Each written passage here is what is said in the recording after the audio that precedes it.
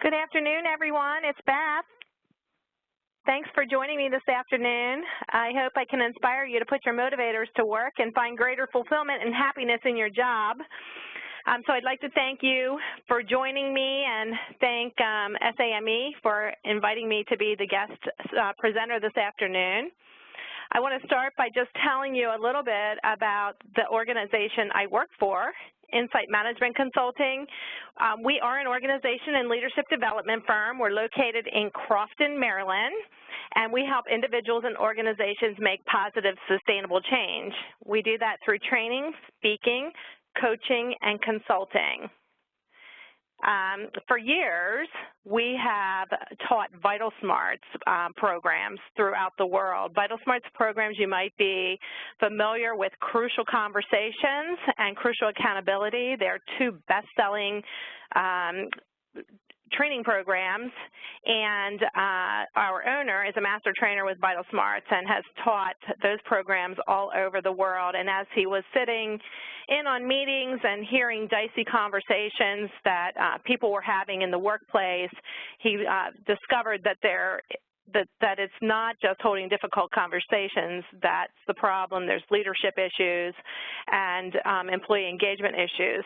So he picked up two new programs called Personified Leadership and What Motivates Me. So these are the programs that we take into organizations and teach people how to communicate, lead, and engage employees. And a little bit about me. Well, I am speaking to you today from beautiful Lancaster County, Pennsylvania. And no, I am not Amish, but it is really beautiful here with the shades of autumn and just peaceful and serene, unlike some other places in our nation today. So I'm grateful for that.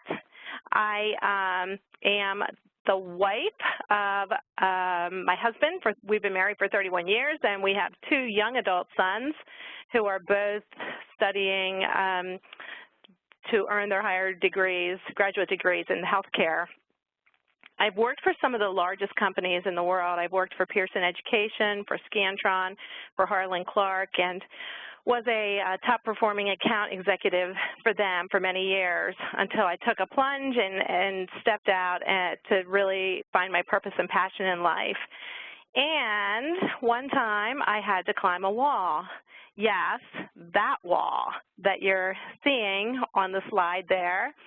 I was invited to a high-performance leadership meeting when I was merged into Harlan Clark. So I went through 3 mergers and acquisitions. And when I was merged into Harlan Clark, they had a high-performance leadership meeting. And they told us to come to this summit in Colorado Springs, and to bring our jeans and our sneakers and to prepare for a challenge on the mountain. So dread just like washed over me because I had always been labeled klutz. From the time I was little, I was the last one always chosen for any team. I really had no athletic talents whatsoever. And I knew that I was about to make a fool of myself one way or another. So when they took us up the mountain and I saw this wall in front of me, I was like, oh, holy cow.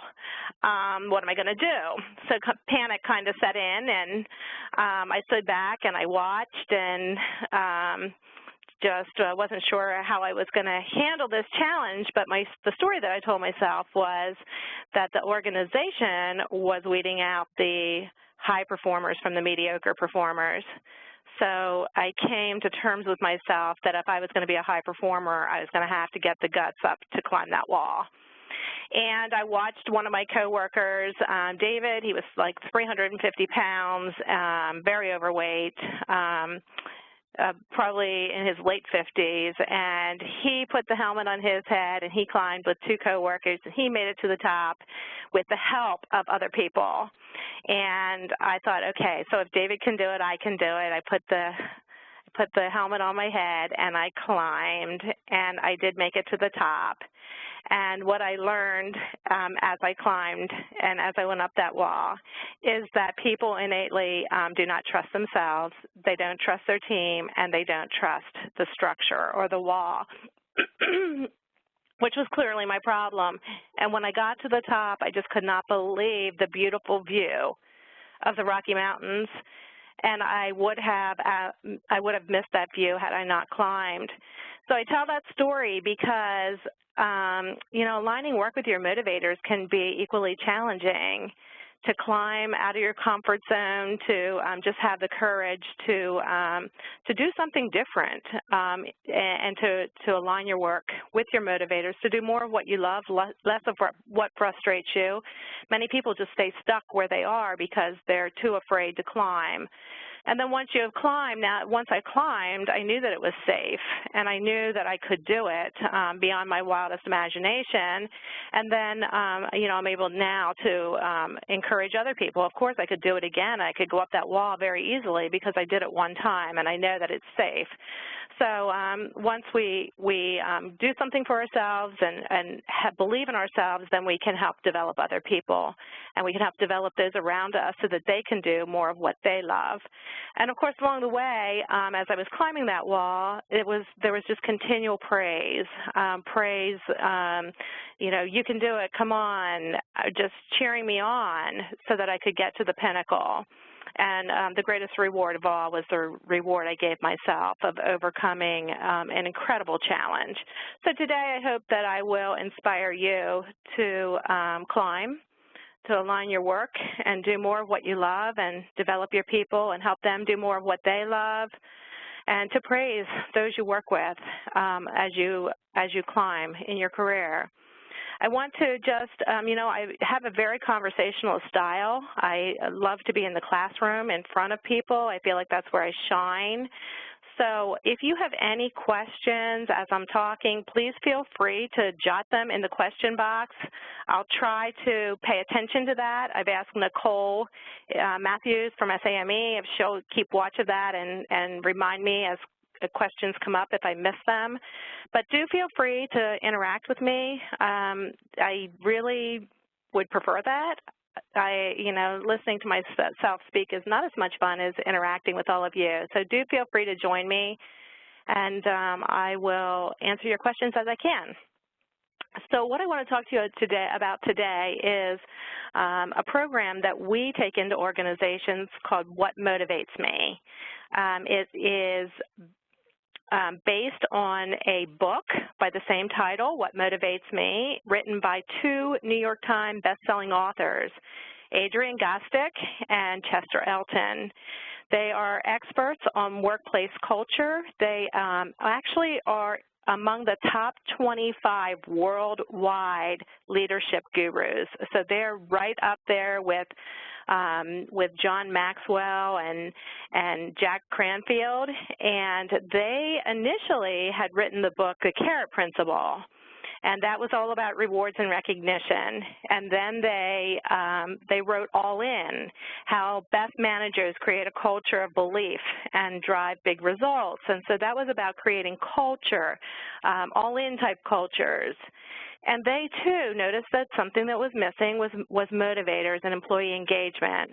So they wrote this book, What Motivates Me, and I had the privilege of meeting each of them in October, so you can see me there on the left with Adrian at Richmond SHRM, and on the right with Chester. He's just a ton of fun. I met him at Maryland SHRM.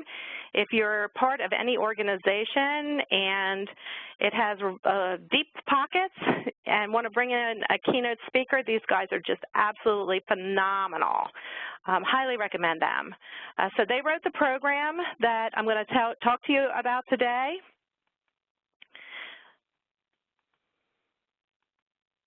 The book, What Motivates Me, is based on new research. So because they had written these two books, they had all of this data that they had mined and collected over a 20-year period. So this book, What Motivates Me, is based on the largest, most statistically valid study on workplace engagement. They went to the authors of Emotional Intelligence 2.0, Dr. Bradbury and his team of people, and they said, you know, we have all this data on employees, and we'd like to mine it, and we'd like to find out what motivates employees. Can you help us develop an assessment? And Talent Smart people. Talent Smart is Dr. Travis Bradberry's organization, and the developers of Emotional Intelligence 2.0, they helped create the Motivator assessment that goes along with this book.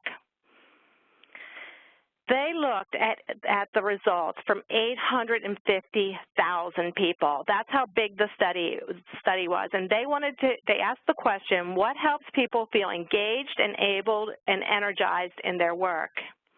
They wanted to know, what is it that makes people want to quit a job? And what factors increase or decrease levels of motivation? So from that, all that data, they went out and they drilled it down, and they came up with 23 core motivators that I'm going to talk with you about in just a minute or so. But, you know, employee engagement is a huge issue. It's actually a global crisis, and you might sense that it's an issue in your workplace because you know that there's people there who just show up to collect a paycheck. I heard it recently said that people have resigned but forgot to leave or forgot to hand in their resignation.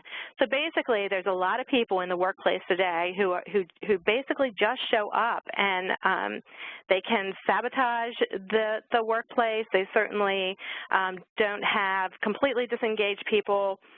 Can really be toxic to the workplace and to the environment.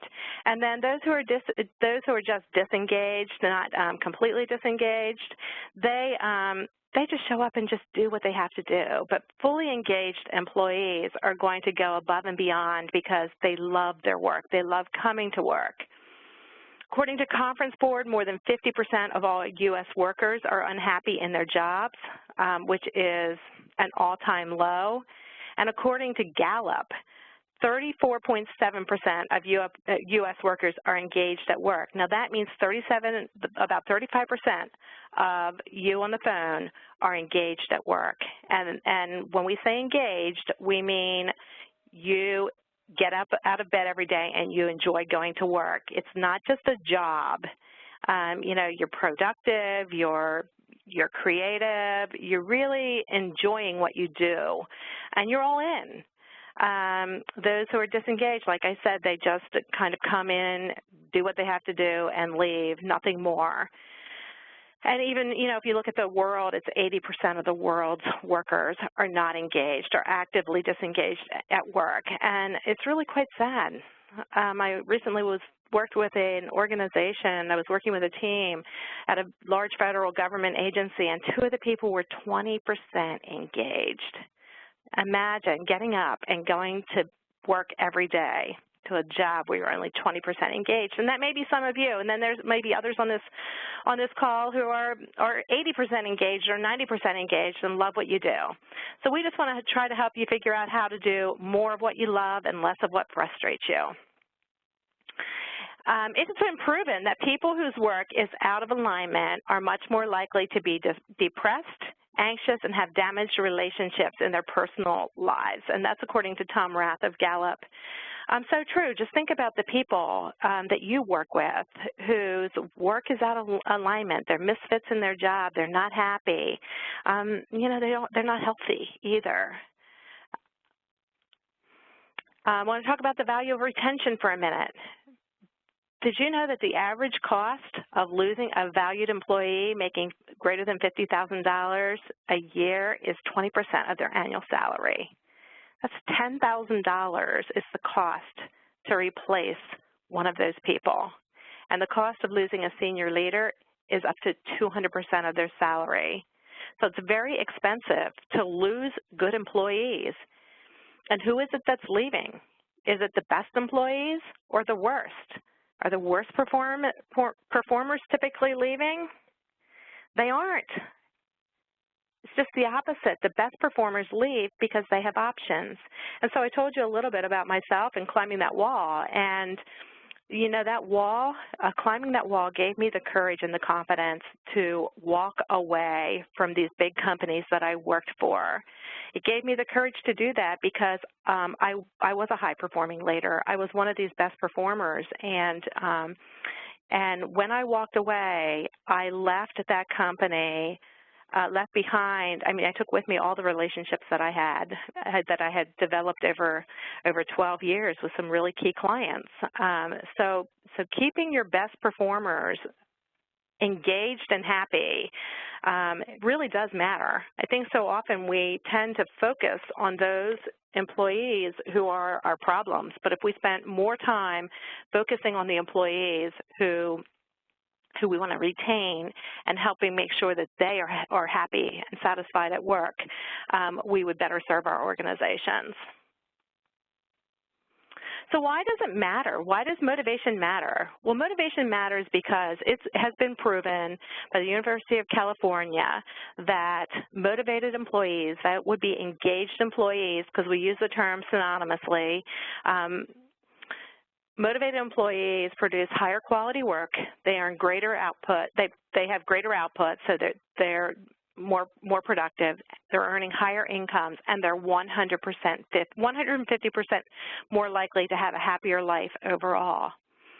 And I find that to be true of me, 150% more likely to have a happier life overall.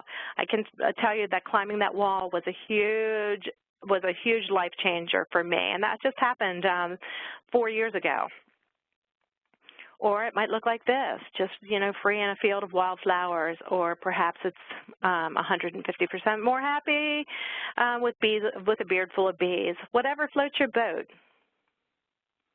Getting engaged does not require a major career transition like I took. It does not require quitting to find a dream job. It does mean making changes in our work lives, and it does mean making course corrections on our chosen path. And I'm going to help you to see how you might be able to make some of those changes and course corrections. And then it's up to you to have the courage to take those steps and climb.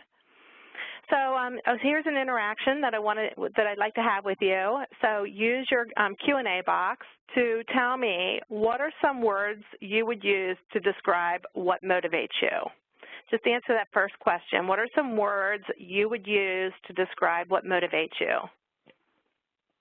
Food, I know, me too. When's lunch? Learning, very good. Working with highly engaged people, yeah. Challenges. Deborah says recognition. Amy, positivity.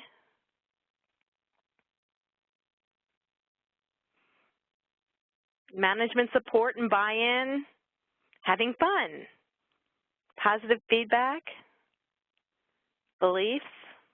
Positive results. Opportunities for new projects.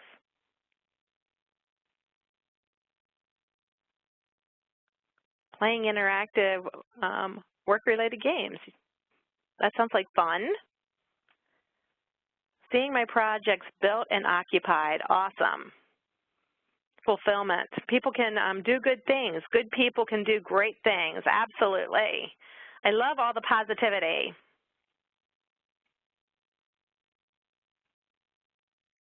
Why do the words that we use to describe motivation differ from each other?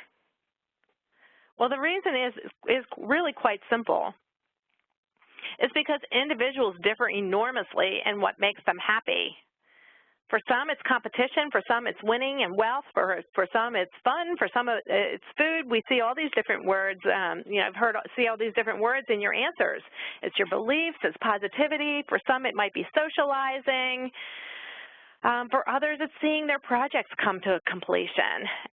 And it's, we differ. We all differ enormously, and that's why what motivates us differs so much. A key finding in the study is that the most engaged and energized employees have their work aligned with their motivators. So where does motivation fit? This is a question that I am often asked because people think that they know what their personality is. So perhaps you have done the color code, maybe you've done Myers-Briggs, maybe you have done DISC. Well, they tell you what your personality is, how you're wired, how you show up at work, but that doesn't tell you what motivates you. Then other people to say, well, I know my strengths. Perhaps you have done strength finders. Highly recommend that. Or maybe you've done standout. personality and strengths is what most people are familiar with. They come together, but what is missing is motivators.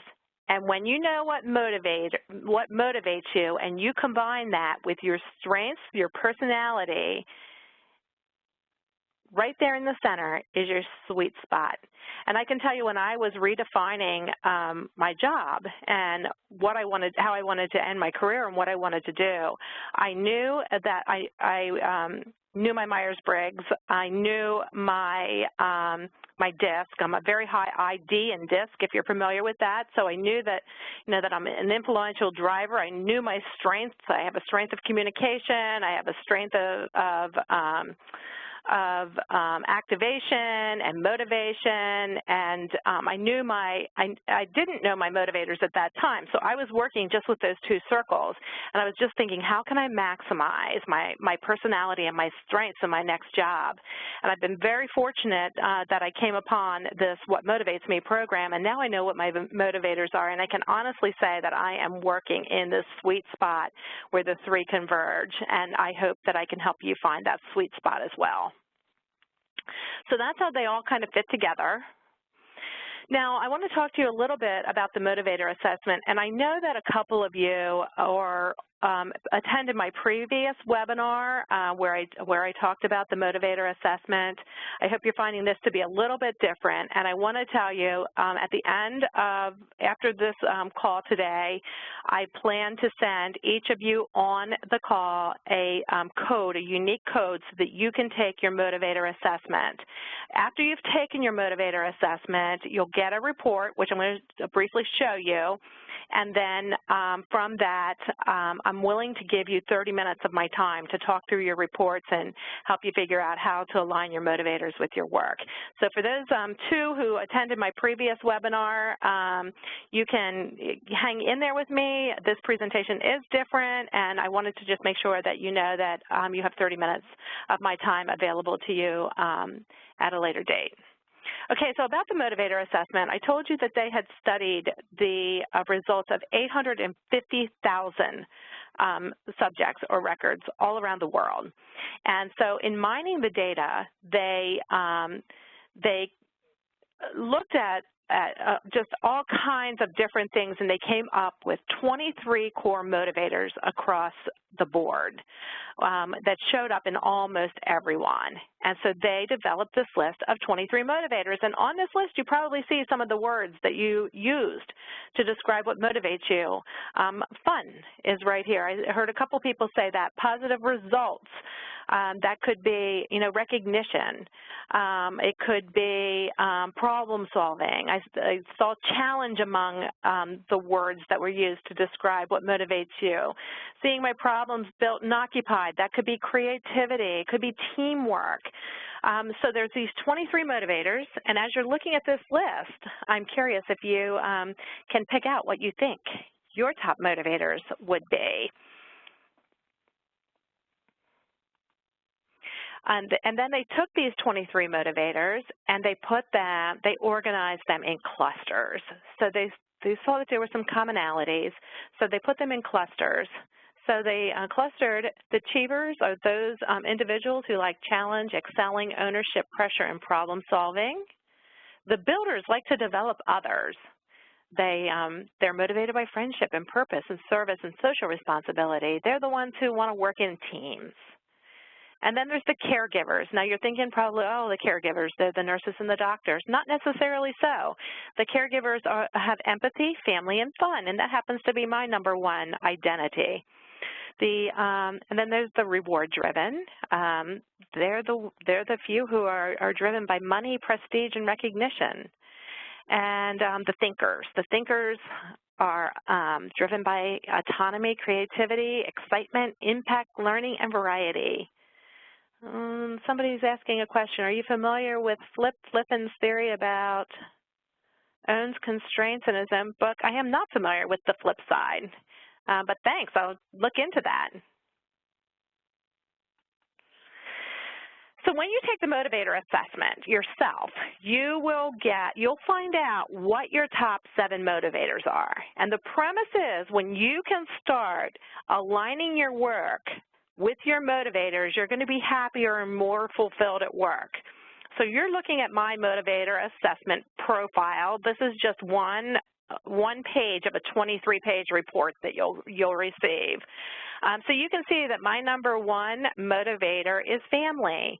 Now, my kids are grown, but family is still important to me. And throughout my entire career, I was able to work around my family. Even though I was in sales, I worked from home, and my career pretty much evolved with my family. But I want to talk specifically about how I have woven creativity, fun, and impact into what I do.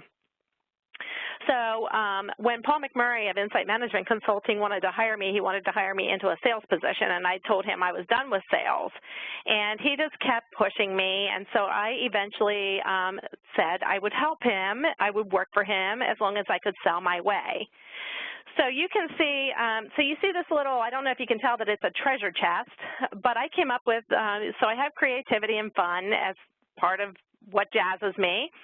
And so I go out to all of these trade shows on behalf of Insight. I am meeting people. I get to speak in my job where I'm impacting lives. I'm impacting lives by helping people learn what motivates them, by teaching them leadership skills, by teaching them communication skills. It's really everything that I do impacts lives for the good and for positive. So it fulfills that. I do it very creatively. I came up with this whole treasure chest idea. Our website is findinsight.com, and it's valuable insight. It's treasure. And so you can see in this treasure chest all these body parts. You're thinking a trunk full of body parts? Are you kidding? Is it Halloween? No, it's not. The body parts are all branded for Insight, and they represent the 8 body parts of personified leadership. You can see a mouth, you can see a foot, you can see an eye, you can see a brain, you can see an ear. If you look in the back real close, you can see a spine. So there's a heart, there's, I forget there's a hand. So all 8 body parts are in there representing the 8 body parts of personified leadership. And so to bring the fun into it, another thing about me is everywhere I go, people comment on my jewelry. And it just happened, I never really recognized it until Paul, who I work for, said, can we just go one place where people don't comment on your accessories? And I'm like, you know what, let's turn that to our advantage. So Paul has given me a bling budget. And so I have fun when I go out and speak, even with the guys. They love it. I just pull out this bling and I give away. It's just really inexpensive baubles that I pick up wholesale, and it's fun. And people just love the creativity and fun that I bring to the programs because I'm doing what I love. And so I'm energetic about it. I'm energized. I'm engaged, and I'm passionate, and of course I'm having an impact while we're doing it, learning along the way. So that's just a little bit of how I have sculpted my job or created my job to do more of what I love and less of what frustrates me. So here, the next slide shows you the identities. So when you do the report, you're going to get a page that will have your top 7. Then it will show you what your identities are. And the report goes through, it will give you a descript. There's actually 60 different areas that are covered in the report. It tells you who you are, the characteristics of each identity, where you thrive. So the data that you get from this, you're going to look at it and you're going to say, oh, okay, so that makes sense. I understand now why I don't like to do that, or I understand why I do love to do that. So the data is going to tell you where you thrive. It's going to tell you how to enhance your value and accomplish more at work, and it's going to tell you how to address blind spots and avoid potential conflicts. So that's all within the Motivator Assessment Report. So I want to talk a little bit about each of these identities. So the achievers are those people who love a good challenge, and I bet there's some on this call as I look at the words that you use to describe what motivates you. The achievers are driven to excel. They thrive under pressure. They love completing tasks. They feel guilty if they haven't given it their all. They're highly accountable. They like to be in control.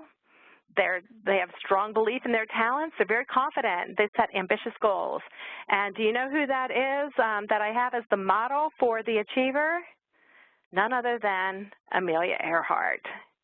So the achievers like to climb the walls. They like to climb the mountains. They like the challenge. That's what jazzes them. And when you understand these motivators and these identities, you can also understand why the people you work with might behave the way they do. So if you're an achiever, you might not understand why somebody always wants to have fun. Well, she always wants to have fun. She's always talking and blah, blah, blah, But you have to understand that we're all wired differently. And so when we understand that we're each different, then we can accept each other and play on each other's strengths. So the next identity is the builders. The builders, do you know anybody who wants to help others grow and they just thrive when they're helping others grow? They're surrounded by a passionate team. They love teamwork. They believe everyone's a leader. They're loyal friends. They want to do more good things. They believe that doing good is more important than making money. They connect well with others. These are the people who are making a difference, who are leading your organization and really influencing others to become all that they can be, and they would be like Dr. Martin Luther King. And then there's the caregivers. I didn't like this term initially because I have this label and I don't feel like I'm a caregiver because I'm not a nurturer. But when you look at the characteristics of the caregiver, they're really good at empathizing with the people around them. They're natural communicators and good listeners. People trust them. They're dependable. They respect people no matter their level. They see that all people have value. They try hard to balance work and home. They're genuine. They're positive and lighthearted. They typically don't want to be in charge. That's me. And they're like Oprah Winfrey. And then you have the reward-driven. These are the doers. They like regular indications of recognition. They are strongly tied. Their identity is their personal identity is tied strongly to their work success. This was me for a long time, and actually this has changed for me, but for a long time I was reward-driven. If you told me I could get to President's Club, I was going to go for it. If you told me I could earn a bonus, I would get it. I would do whatever it took to get the reward. I wanted the recognition. I wanted to be in the spotlight. These people are very good stewards of their time, and they really do their best work when they have an incentive to drive them. And so the reward-driven would be like Andrew Carnegie, and we know that he became very wealthy in the steel industry. And then there's the thinkers. The thinkers, they just like bureaucracy. They want to know why. They value novelty and variety. They like to see the impact of their innovations. And somebody on the list, when I asked you to interact with me, said they like to see their projects built and occupied. That person's probably a thinker.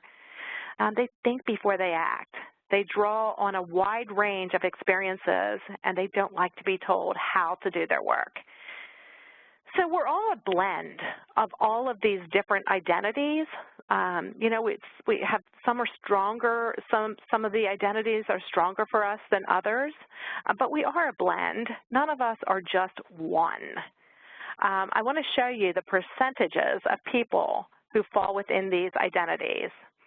So the percentages of thinkers are 40%. Caregivers make up 20% of the population. Achievers, 14%, builders, 12%, and reward-driven, 7%. So we need all of these in our organization. If you don't have reward-driven people in your organization, you're not going to have sales, because it's the reward-driven people who are out there selling and bringing in the revenue, and they're motivated by rewards. And so you might say, well, why do they get these bonuses? Well, that's what drives them. That's what jazzes them to get up and go in the morning. So, when we recognize that we're all different, that you might be a thinker, well, I might be a caregiver. We can empathize with one another, and we can tolerate each other and understand each other better by understanding how people are wired and what motivates them. So here's a little story that I want to tell you about aligning work with motivators. Chuck Robbins was a gold digger, and he was a famous gold digger, and he went out and I guess the proper word for him was that he was a geologist for a gold company, and he worked for one of the biggest gold well, he made one of the biggest gold finds in his company's history in Chile. And so the company wanted to reward him by promoting him. So they made him a manager. But he was never happy as a manager because he wasn't wired to develop people, and he wasn't driven for purpose and teamwork. He was a thinker. His top motivators included autonomy, creativity, and variety. So as a manager, he was really quite miserable. And so he went into he went to HR and he said, I don't want to do this. I'm not a manager. And they put him back into the field, doing what he loved, digging for gold, mining gold, and he made another huge discovery of gold in the field. It's all about aligning work with motivators. For me, I'm a great leader. I'm a fabulous leader. I come to the top as a leader, but I don't want to lead people. I don't want to manage people. I'm not a developer. I'm not a builder. So when we understand these things, we can align our own work and the work of others with what motivates us. So I'm going to move on and tell you a little bit how to do this. The elements of, we ask ourselves when we go through this, so we go into organizations, and this program would really be a whole day class. I would say 6 to 8 hours to walk you and your team through the whole program.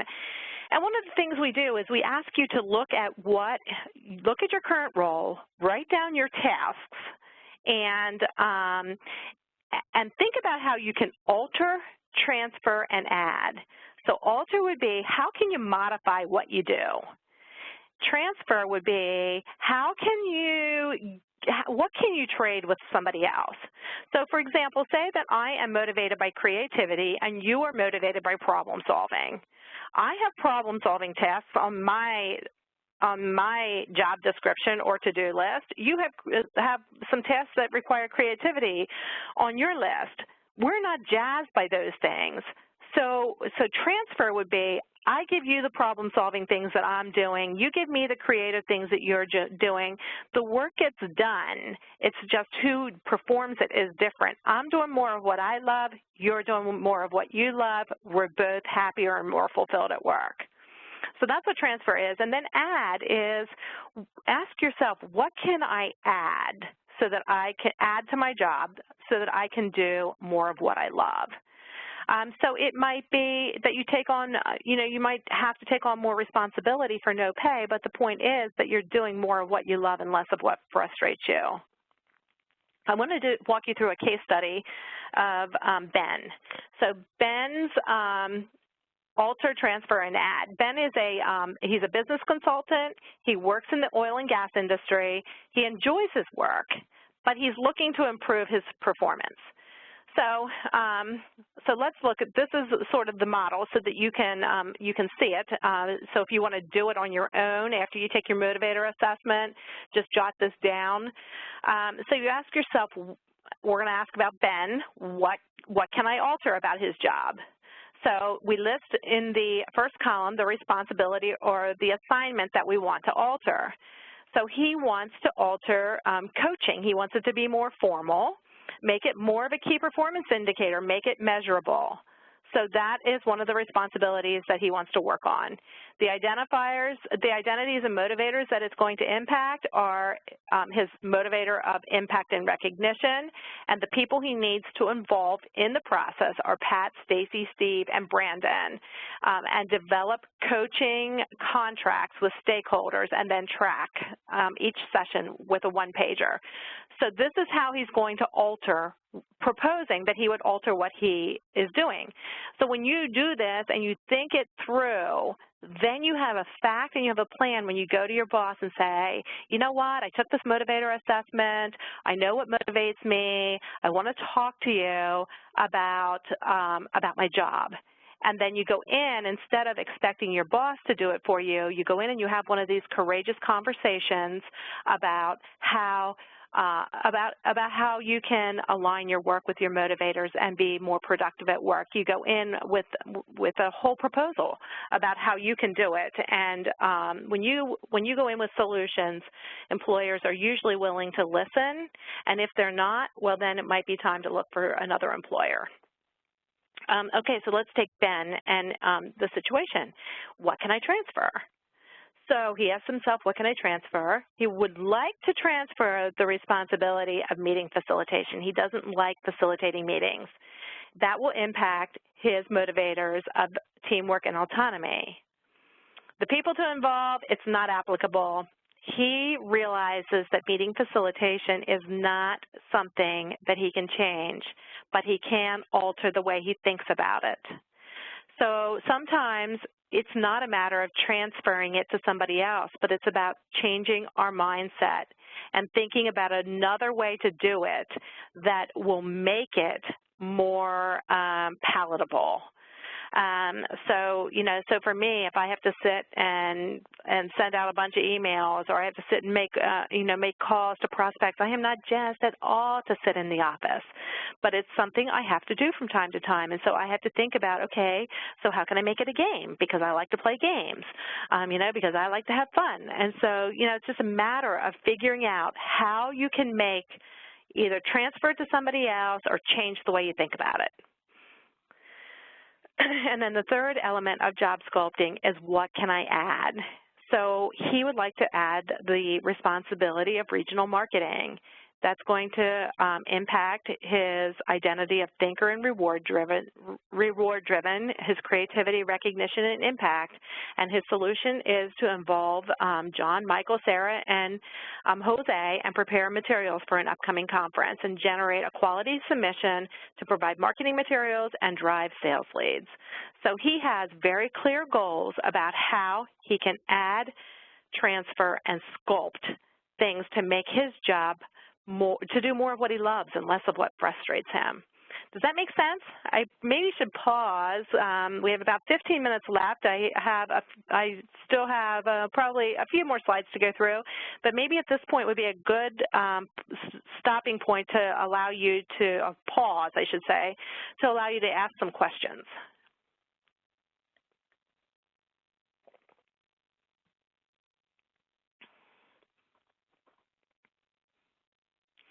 So why don't you, if you have questions, go ahead and put them in the Q&A box, and I'm just going to go on with my presentation, and then we'll come back and catch up on your questions. So what if you knew each member of your team's motivators and identities? Think about the impact it would have on employee engagement, team performance, work relationships, and diversity of thought. I already kind of shared with you, how you might see people differently when you understand that they're wired different than you. See, old school was we treat everyone fairly and consistently. I mean, I can remember back in the late 90s, early 2000s, when I was working, my kids were in school, and you could see that I'm motivated by family. I've always been motivated by family. And I would ask for time off to go to my child's baseball game, or, can I work from home on a snow day? And the answer was always, no, we might start a precedent. You can't do that because we might start a precedent. Well, that's old school. Today, using this data, if they want to keep a good employee like me, we need to start treating people as individuals. It doesn't necessarily set a precedent. As long as you're treating everybody equally and rewarding people by what motivates them, you'll be fulfilling the needs of each person individually. So there's nothing wrong with giving me an hour off because that's what I value, to go to my child's baseball game. Maybe you value learning, so the employer can give you the opportunity to attend a webinar or a gift card to Amazon, or something, a book, or maybe you're jazzed by creativity, and they could put you on a project where you can create and you can do more of that. It's about rewarding and recognizing people. And if it's money, they can give you money. Not everybody, the majority of the people, as you can see, are not jazzed by money. So it's a matter of finding what fits each individual and treating people as individuals, because you simply cannot fit a round peg in a square hole, and that's what most organizations do, and that is why engagement is so low at most organizations. So I'm going to show you, this is a team motivator profile, and when we come into organizations and we work with your team, you receive this report for your individual team. Each team gets a profile, and it shows you the top 7 motivators of everyone on your team. From this data, you can see this is my team, okay? So 4 of us on the team are wired by learning. 3 are not.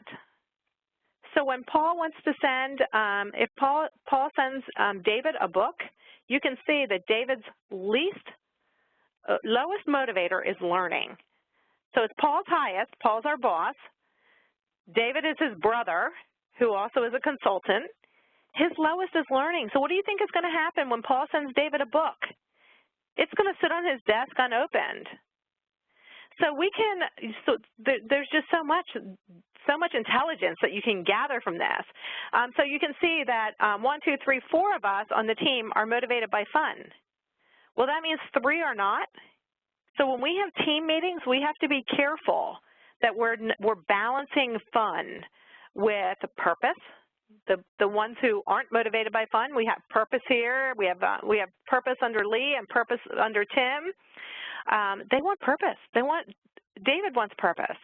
So people, they want to have a plan. They want to know. And so it's a matter of balancing what you're doing. You can see that Tim and Clark have challenge. They're the only 2 on our team who are motivated by challenge. So how do we keep them engaged when the rest of us, we want to have fun, we want to be with our families? How do we keep those 2 engaged and challenged? We give them the challenging tasks to do. Tim is our millennial. We give him all the database work, all the web work. He loves that stuff because it's challenging. And you can see, too, by looking at this team, that none of us are really motivated by money, and yet we're trying to build a business. So when you look at your team profile, you can see where your gaps are. So if we were to hire somebody for our team, we need to hire somebody who's motivated by money. So I hope that makes sense to you. You can just glean so much from this team profile report. And, and as you are looking to especially transfer work to other people on your team, when you know how they're wired, you can kind of look at this profile and you can say, well, Tim is motivated by challenge, I'm motivated by creativity. Why don't we just, transfer these tasks so that I'm doing more of what I love, he's doing more of what he loves, get the challenge off my plate, get the creativity off his plate, and we're both happier. Okay, so there's a question. How do you make sure all duties that are required get covered? Some duties are needed, but no one seems to like doing them. Very good question. So this doesn't mean that we don't have to do things that we don't like to do. We do have to make sure all tasks are covered. Of course, we're going to maximize our resources when we're aligning tasks with motivators. So if we can transfer work and, assign it to different people, assign it differently, of course, that's going to maximize the resources. But just as we looked at the example with Ben, who has to do meeting facilitation, he can't transfer that. That's something he has to do. So he needs to figure out a way to do it that will will align with his motivators. And you know what? There's just times that we have to suck it up and do something that we don't enjoy. You know, I might have to sit in my office for a week and do phone calls and follow up. I don't enjoy it, but 90% of what I do, I love. So, yeah, we have to make sure that the tasks, that the job gets done. And there's going to be times that we're going to have to do things that frustrate us. So it's not about only doing what we love, but I think that we're much more, we'll be happier and more willing to do the things that frustrate us when we know that it just has to get done, and it's, you know, it's a short part of our day. It's not the majority of it.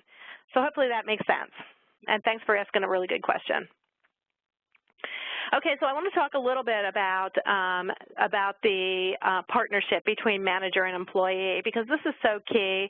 And I don't know if you all are in leadership roles or you know, or you're the employee not in a leadership role. Really, having this manager-employee partnership is so key to having a positive culture at work and being able to do this job sculpting. And it really happens like this. The employee goes in and they share their aspirations. They share that they're seeking growth, and they hold these conversations. So you do this, go through this job sculpting process where you identify your motivators, you know what, you have a plan for what you could add, what you could transfer, what you could alter. You go in and you have a conversation with your manager. Well, a good manager is going to listen to you. A good manager is going to want to help you grow and want to help develop you. And so it becomes this partnership. And you know what? The manager might share with you feedback. The manager might not feel that you're ready for that task or that thing that you want to add to your plate. But a good manager, so you need to embrace the feedback and not take it personally, but together identify resources for how you might be able to get to that place where you want to go. And then it becomes a balanced approach. So we share our aspirations, we help one another, we receive feedback, we take that feedback, we're not offended by it, but we take it and we say, how can I use this for the feeding? How can I use it to become nourished? How can I use it to become better? And identify the resources that we need. And it's really about you identifying the resources and not your manager. You're in control. You are the captain of your own ship. I had to climb that wall myself. I did it with a team, but I had to climb, and I had to identify the resources that I needed. And so don't sit back and wait for your boss. Muster up the courage and create these conversations that you need to have with your boss, and do it in a very positive way. When you go in with solutions, they're going to be blown away because most people don't show up with solutions. They show up with problems. So engaging leaders display genuine care and concern, and I want to say that you do not have to be a manager to be a leader.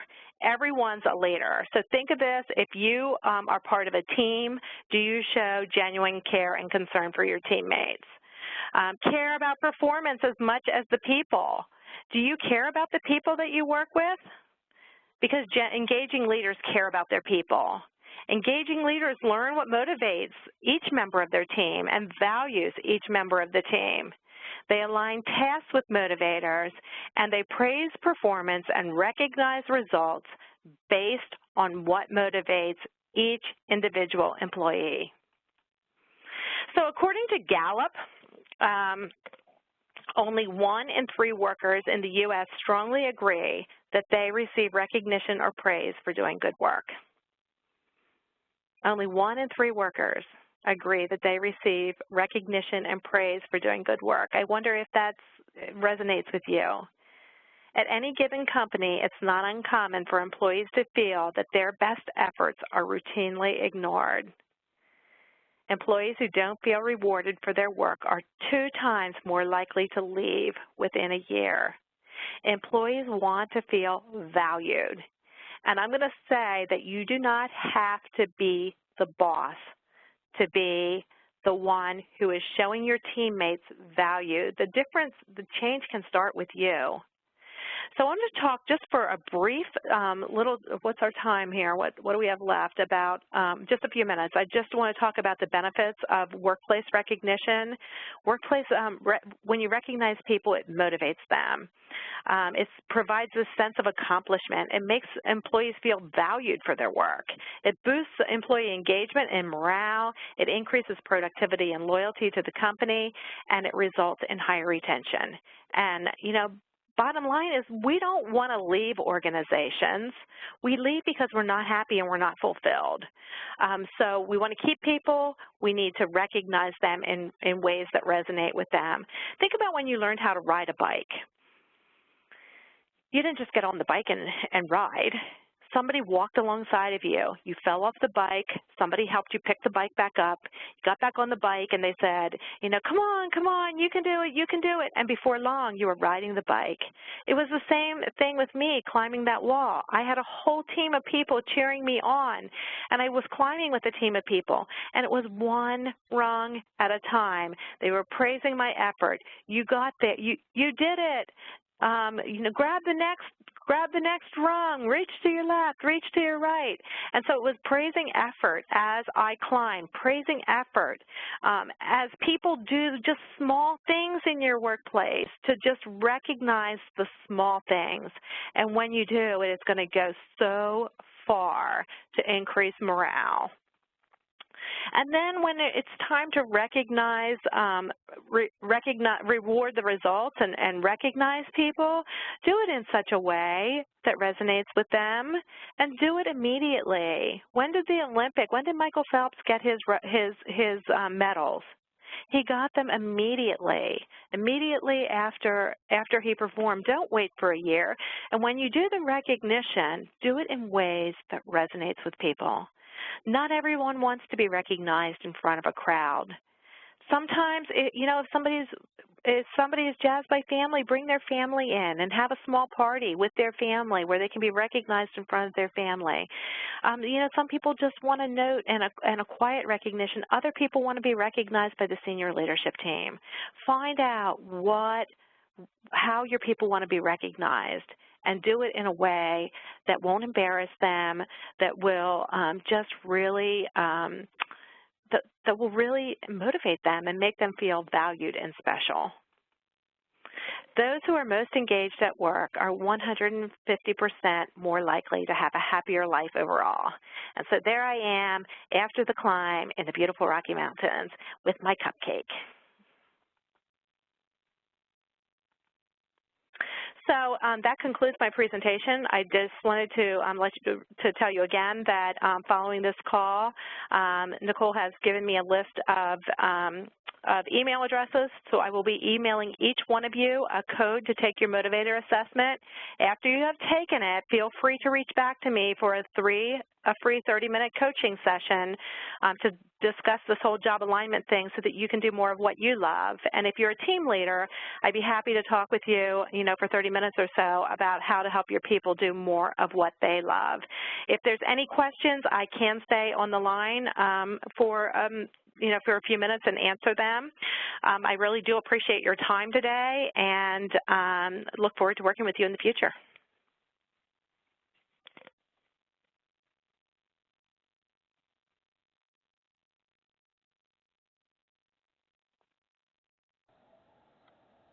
Great, thanks so much, Beth. If anyone has any additional questions, please take a moment and you can submit them through the Q&A box, and we'll address them at this time. If not, you're free to disconnect. So we'll just give it a minute or two, and then we'll close the webinar. Thanks so much for everyone's participation and great presentation to Beth Rudy.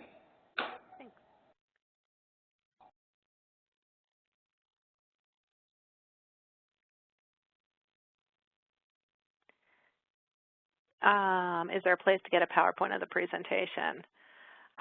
You know what? I will, Nicole, I'll make that available to you.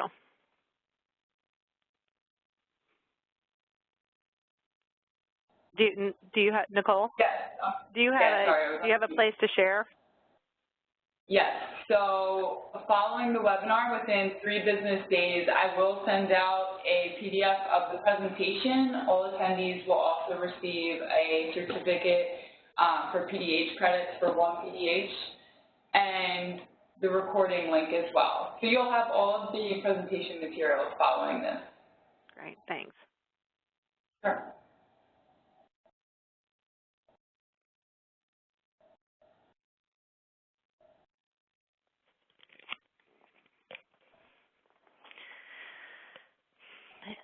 All right, well, it looks like we don't really have any more questions coming in, so I think we'll wrap up. Thank you again to everyone for your participation, and Beth, and have a great day. Okay, thanks, Nicole. Have a good day. Thanks. Bye-bye.